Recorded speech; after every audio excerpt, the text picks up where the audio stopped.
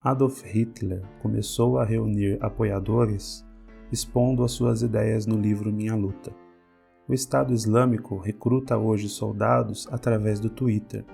A maior parte das ditaduras que a gente conhece começaram antes em pensamentos e ideias publicados pelos seus pensadores. E aí, liberdade de expressão é ilimitada? Existe risco em ter liberdade de expressão total, sobretudo na era da internet? É sobre isso que vamos falar hoje. Olá, meu nome é Marcos Farias e seja bem-vindo a mais um episódio do Não Sei Filosofia. O tema de hoje é: a liberdade de expressão pode gerar menos liberdades? Antes de começar, siga a gente no Spotify ou na sua plataforma de podcast preferida. Também estamos no YouTube. Sempre pesquise por Não Sei Filosofia. Deixe um comentário dizendo a sua opinião e compartilhe também com seus amigos. Lembrando, todos os livros que eu citar aqui hoje vão ter link de compra na descrição do episódio. E comprando por esse link, através da parceria com a Amazon, você vai estar ajudando o Não Sei Filosofia. Vamos lá. O episódio de hoje ele foi sugerido por um seguidor aqui do podcast, o Bruno Valio, e trata de um tema que eu entendo que é extremamente relevante na sociedade atual. Recentemente a gente teve vários episódios envolvendo aí a discussão sobre a liberdade de expressão, e alguns casos, por exemplo, de homofobia e até de racismo, que levaram a vários debates aí na sociedade em relação a quais são os limites da liberdade de expressão. De um lado, existem pessoas que apenas usam a desculpa da liberdade de expressão para serem preconceituosas e às vezes até cometer crimes, enquanto outras pessoas colocam um ponto válido que é o quanto que a gente não ter ou ter a liberdade de expressão total e sofrer uma patrulha através das opiniões poderia silenciar outras pessoas, nas suas visões de mundo. Eu já adianto que esse é um tema polêmico. Eu não vou analisar os casos recentes em si, que eu acho que cada um tem uma particularidade, mas a ideia é focar na discussão filosófica e gerar um pouco de algumas provocações para a gente entender essa questão através até de alguns exemplos históricos. Para começar, eu gostaria de propor algumas provocações filosóficas trazendo esses eventos envolvendo liberdade de expressão, e eu gostaria de entender como que vai ser a sua reação. O primeiro exemplo é o seguinte, Um homem que fica famoso pela sua capacidade de falar em prol de uma causa. Esse homem ele reúne multidões ao redor das suas ideias e também ele provoca a ira de muitas pessoas. Ele consegue, na sua época, mobilizar a sociedade, se tornar famoso mundialmente. Porém, um dia ele é assassinado e a voz dele é calada. E aí, quem foi esse homem? Martin Luther King. Ele sempre lutou pelo direito dos negros e ele até hoje é lembrado como um dos principais nomes que mudaram a lógica racista ali dos Estados Unidos da América e lutaram pela causa negra no mundo todo, deixando aí um legado de paz. Ele foi sim assassinado pelas suas ideias, numa conspiração que teve aí pelo impacto que ele tinha na sociedade naquele momento. Então a gente pode dizer que ele morreu tentando exercer a liberdade de expressão. Agora vamos olhar um outro exemplo. Um homem lutou numa guerra defendendo seu país. Depois disso ele é preso por posições políticas e na cadeia ele resolve escrever um livro com as suas ideias e publica essas ideias. Muitas pessoas gostam das suas ideias e começam a apoiar a partir daí. E aí, você acha que um homem ele deve ser livre para escrever as suas ideias num livro? E se eu disser que esse homem foi Adolf Hitler e que dentro do livro que ele escreveu chamado Minha Luta, ou Mein Kampf em alemão, ele falava da superioridade da raça ariana e de como que eliminar os judeus ou outras raças minoritárias, consideradas por ele minoritárias, poderiam levar a glória do povo alemão. Então aí a gente acaba tendo um paradoxo. Caçar a liberdade de Hitler poderia, por exemplo, ter evitado o Holocausto? Então é uma discussão que é extremamente importante porque naquele momento ele expressa as ideias dele através de um livro São ideias radicais, que talvez no primeiro momento nem tenha sido levado a sério, mas a gente observa que todas as ideias que ele colocou lá, ele implementou quando ele conseguiu assumir o governo. Então, obviamente, ali tem todo o contexto histórico, né? Não é apenas escrever o livro e assumir, mas as ideias são a base de todo o nazismo. Por mais malucas e absurdas que elas fossem, em algum momento elas fizeram sentido para aquela sociedade. Então a discussão fica, se a gente tivesse tirado a liberdade de expressão de Hitler, ou mesmo mantido ele na prisão, ou proibido esse livro de sair, será que nós teríamos o Holocausto? O quanto que isso seria correto e ético? Mas ao mesmo tempo a gente poderia ter evitado milhões de mortes e uma das piores tragédias que o mundo já passou. Então, por isso que é um debate que eu entendo que faz bastante sentido a gente trazer para um contexto como esse. Agora eu vou dar um outro exemplo mais recente. Uma organização religiosa com pensamentos ultraconservadores atrai novos seguidores através de postagens no Twitter. Essa organização se chama Estado Islâmico, que, como todos sabem, ela quer atrair sobretudo os mais jovens, fazendo uma interpretação extrema, radical e até, em alguns casos eu poderia dizer distorcida, muito distorcida do Islã, e utilizando isso para implementar ataques terroristas e ideias terroristas para poder mostrar o seu ideal de mundo. Mas e aí, devemos banir eles das redes sociais? Na minha opinião, sim. O crescimento deles implica necessariamente em morte, em terrorismo, em nada de bom sai dali. Agora, e se alguém for a favor, por exemplo, de proibir as postagens do Edir Macedo, o líder da Igreja Universal aqui no Brasil? O Macedo, por exemplo, disse na época do coronavírus que não deveríamos ter tanta preocupação, nem se furtar de ir à igreja, ou seja, não deixar de ir à igreja. Seria justo a gente suspender ou cercear o direito de um líder religioso de expor as suas ideias? E como que a gente consegue avaliar se a ideia daquela pessoa é danosa?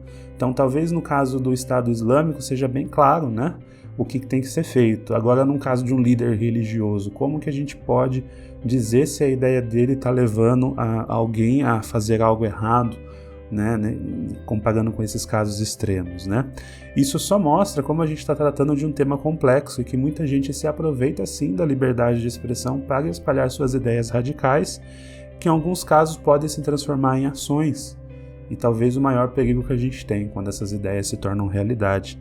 Do ponto de vista do pensamento, eu gostaria até de citar um livro que fala bastante sobre o tema. O nome do livro é Sobre a Liberdade. O autor é o John Stuart Mill. Nesse livro, esse filósofo britânico, ele fala sobre liberdades, incluindo a liberdade de expressão. Então é um livro aí que foi lançado por volta ali de 1859. O nome original é On Liberty, que a tradução livre seria Na Liberdade, porém aqui ele está traduzido como Sobre a Liberdade. E esse autor, ele é extremamente favorável a termos a liberdade de expressar as nossas ideias, então ele discorre ali no livro sobre a liberdade individual, a liberdade de expressão e muitas coisas que na própria época não eram tão difundidas, A gente está falando ali de uma época ainda que você tinha diversas atividades no mundo que não eram vistas como liberdade, então muitas coisas não poderiam ser faladas, até em termos de democracia, que não existia ainda na época, enfim. Porém, ele propõe que as pessoas tenham responsabilidade e que o limite para essa liberdade de expressão seja a própria lei, Então ele trabalha muito com o que ele chama de princípio do dano. Então o que seria esse princípio do dano? Basicamente é um indivíduo ter plena liberdade para agir como ele quiser, desde que as suas ações não prejudiquem outras pessoas. Então a pessoa ela se torna responsável por si e nesse contexto ela sim tem plena liberdade. Um trecho do livro dele que eu gostaria de destacar aqui, ele fala o seguinte: a única parte da conduta de qualquer pessoa pela qual ela responde perante a sociedade é a que diz respeito aos outros. Na parte da sua conduta que apenas diz respeito a si, a sua independência e por direito absoluta sobre si, sobre o seu próprio corpo e a sua própria mente. O indivíduo é soberano. Então ele fala aqui muito dessa questão, né? Ele frisa muito que cada pessoa é responsável por si e é soberana para ter as suas ideias, mas isso não pode invadir a liberdade do outro. Tem um outro exemplo mais prático que ele também traz no livro, que eu gostaria de citar aqui porque eu achei bem interessante. Ele fala o seguinte: a opinião de que os comerciantes de trigo fazem os pobres passar fome, ou que a propriedade privada é um roubo, devem ser deixadas em paz quando simplesmente divulgadas na imprensa, mas poderão incorrer justamente em castigo quando ditas a uma turba exaltada reunida perante a casa de um comerciante de trigo, ou quando distribuídas entre a mesma turba sob a forma de cartazes. Qualquer tipo de atos que causem dano injustificável a outros podem ser controlados e, nos casos mais importantes, precisam absolutamente de o ser, pelos sentimentos desfavoráveis das pessoas e, quando necessário, pela intervenção ativa. A liberdade do indivíduo tem de ter essa limitação, não pode prejudicar as outras pessoas. Então, nesse caso, o autor ele sintetiza que se você tem uma opinião, até escreve sobre ela e a divulga naquele momento ali, embasando, né, a sua opinião de uma forma livre, vamos dizer assim, ok. Mas se você utiliza aquela opinião e aí ele usa com a sua turba, né? Turba seria uma multidão, uma quantidade grande de pessoas. Então, se você leva uma quantidade grande de pessoas a atacar alguém pela sua opinião, ou provoca algo para que aquilo aconteça de uma forma injusta, isso tem que ser sim coibido e de forma ativa, né? Tem que ser algo que tem que ficar claro que não deve acontecer. E nesse aspecto eu concordo bastante com ele. Agora, cabe a gente lembrar que esse é um livro muito interessante, mas que ele foi escrito em 1859. Naquele tempo, até quando ele fala da imprensa, ele está falando muito mais de jornal, porque nem rádio existia na época ainda. E poucas pessoas teriam acesso pleno a essas ideias. Então, traz um ponto. Como ficaria essa tese de liberdade no mundo que a gente tem hoje, conectado através de redes sociais, onde a gente pode mostrar desde a nossa rotina, vídeos engraçados, comidas ou até opiniões aleatórias e controversas. Na minha visão, a gente deve aplicar o mesmo princípio, que ele chama de princípio de dano, que o Stuart Mill levantou nesse livro, com a diferença que agora o dano ele pode sim atingir milhões de pessoas e ser imediato. Como exemplo, se alguém divulgar uma ideia que pode sim causar danos às outras pessoas. Então, vamos propor algumas reflexões. Imagine se o Hitler tivesse, nos tempos atuais, condições de divulgar suas ideias no Twitter ou no Facebook, ou que ele tivesse grupo de WhatsApp para poder falar o que ele pensa. Será que o estrago seria maior ou menor do que na década lá de 30 e 40? Na minha visão, acho maior. Ele teria muito impacto. A gente percebe hoje que ele escrevendo um livro num momento que nem todo mundo tinha acesso e conseguindo ter espaço para expor suas ideias aos poucos durante muitos anos, foi todo o estrago. Imagine se ele tivesse condição de imediatamente ele divulgar uma ideia, reunir milhares ou milhões de seguidores e poder expandir isso. Então aí fica a dúvida, né? A gente volta naquele paradoxo, né? De como proibir isso sem cercear a liberdade das pessoas. Então qual que seria a solução? Censurar as pessoas? Todo mundo que fala besteira na internet a gente tem que censurar? Não, eu acho que isso não funcionaria, até porque a maioria das pessoas fala besteira na internet. O próprio autor nesse livro ele traz a questão do ser humano ter falhas, ele realmente não ser perfeito, então ele pode errar, então não é qualquer erro simplesmente que a gente vai banir. Ao mesmo tempo, a gente deve sim coibir atos que possam ferir a liberdade dos outros, sejam crimes ou qualquer outra coisa que leve a um crime. Afinal, se você ofender alguém pessoalmente, imagine você encontra uma pessoa e você fizer uma ofensa racista ou uma ofensa homofóbica, isso é crime. Você tem condição sim de ser processado e responder perante a lei. Por que na internet isso seria diferente? Né? A internet então é livre para cometer crimes? Não. Assim como na vida real, a internet deve sim ter as consequências. A responsabilidade, inclusive, aumenta se você tiver uma influência grande entre as pessoas. Então, do ponto de vista prático, se você tem 1 milhão de pessoas te seguindo, e você inventa uma mentira com alguém, e tem o apoio dos seus seguidores em dar uma prospecção e aumentar e difundir essa mentira, muito provavelmente essa mentira vai ser tomada por verdade, e aí, relembrando o que o Stuart Mill disse no livro, você vai ter o levante de uma multidão para atacar injustamente outra pessoa, ainda que você esteja no conforto da sua casa. Então, acho que essa é a grande diferença entre o que ele coloca lá naquela época, que é assim, você vai lá, publica na imprensa, tal, uma opinião divergente, ok. Agora, você levantar uma multidão é justamente o que acontece na internet. Você vai, publica uma opinião e você levanta uma multidão de pessoas, alguns a favor, outros contra, e os que são a favor vão lá atacar aquela outra pessoa. Infelizmente, sempre vão existir pessoas que são aquelas pessoas que têm coragem, vamos dizer assim, de atacar fogo no comerciante, né? Relembrando o exemplo do livro que a gente falou agora há pouco. Então, sim, vão existir sempre essas pessoas malucas. Por mais que a sua opinião seja uma opinião inocente, a gente sabe muito bem, se existiam pessoas que apoiavam Hitler e se existem pessoas hoje que se aliam ao Estado Islâmico para matar outras pessoas e até morrer por aquela causa, a internet, sim, ela é ampla, ela é democrática, ela acessa todas as pessoas, logo você tem, sim, responsabilidade sobre o que você publica. Mas quem vai fiscalizar? Essa é a grande pergunta que todos colocam. Simples, se eu for na rua agora cometer um crime contra uma outra pessoa, o que vai acontecer? Alguém vai me denunciar, pode existir uma prisão ou pode existir um pedido de indenização e vai ter alguém para julgar. Então já existe uma resposta para isso. Não existe aquele falso paradoxo, mas quem vai julgar o que eu digo ou o que eu não digo? E essa pessoa ela é capaz de julgar? Como que ela é capaz de julgar? Baseado no que não, é lei. Se existe uma lei contra um crime e está sendo praticado um crime, você vai responder pelo crime ou pela incitação. É óbvio que a justiça é falha e eu sou totalmente favorável a gente levantar a discussão de como definir esses limites no caso, por exemplo, da opinião.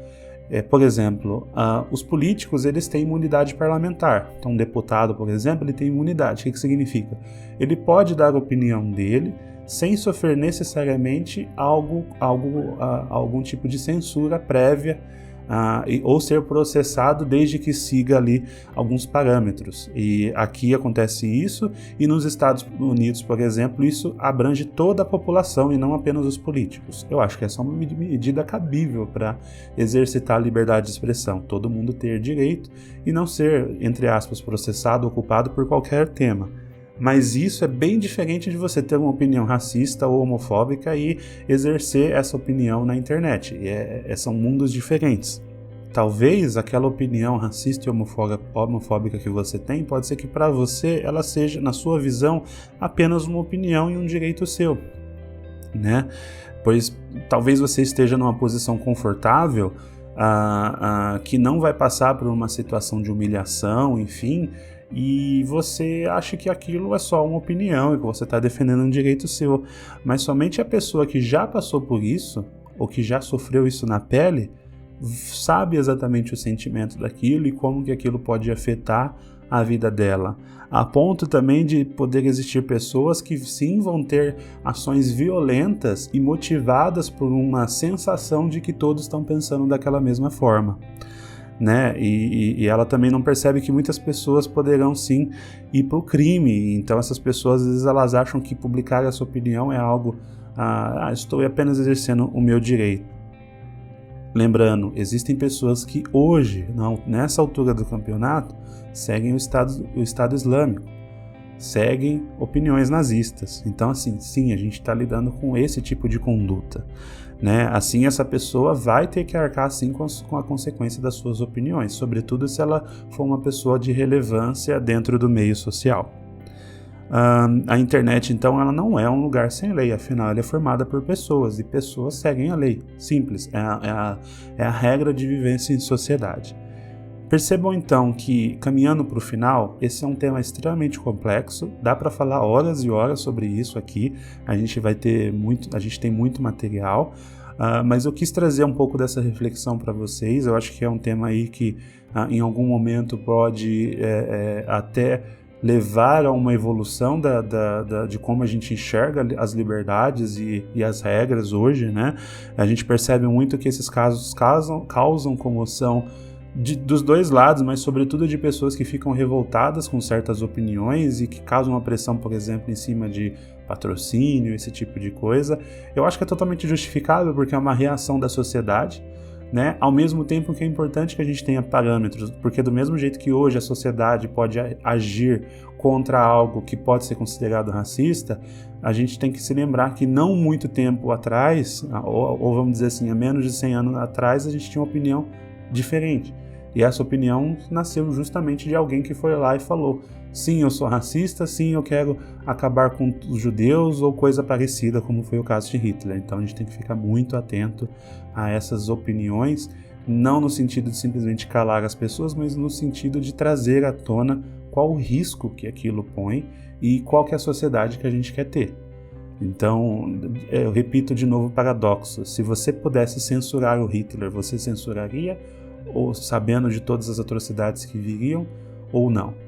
Né? Existe até um paradoxo que é outro paradoxo filosófico que ele fala: se você tivesse a oportunidade de matar o bebê Hitler ainda como criança, que aí eu acho que envolve outros valores até morais e religiosos, você faria isso sabendo que ele poderia se tornar e o que ele se tornou? Eu acho que a questão da liberdade de expressão se torna uma dúvida mais fácil de responder, né? Enfim, eu gostaria de saber o que você achou, então conte a sua opinião. Tem um campo ali no episódio, se você desceu a descrição do episódio, onde você pode deixar a sua opinião. No YouTube também você consegue deixar um comentário. Eu vou deixar também uma enquete com uma pergunta relacionada ao tema, então fique à vontade para responder, até para eu conhecer um pouco do que vocês pensam. Se você tiver um tema novo, pode enviar, a gente vai, à medida do possível, incluir aqui nos temas. E não esqueça de compartilhar esse vídeo com outras pessoas. Não se esqueça de seguir a gente na plataforma de podcast que você estiver ouvindo. A gente está em todas as plataformas, basta buscar por Não Sei Filosofia. E também no YouTube, no Instagram também Não Sei Filosofia. Muito obrigado por ter acompanhado até aqui e até a próxima.